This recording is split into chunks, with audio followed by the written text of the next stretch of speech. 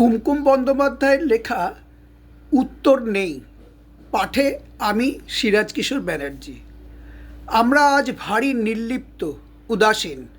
কোনো মৃত্যু, দুর্ঘটনা, দুর্ভিক্ষ, বন্যা কিছুই আমাদের ভাবায় না। এই কি স্থিতপ্রজ্ঞ অবস্থা?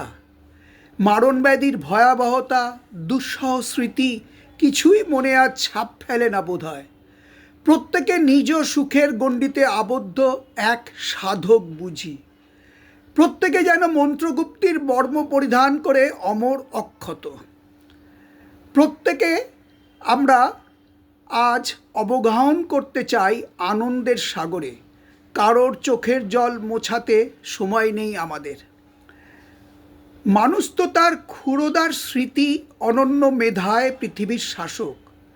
আজ তার স্মৃতিভ্রম, নির্বোধ অহংকার জানান দিচ্ছে মানুষ কি ক্রমশ পিছিয়ে পড়ছে, নাকি এই যান্ত্রিক যুগে স্বার্থপর নির্বোধ ভোগবিলাসী এগিয়ে যাওয়ার চিহ্ন।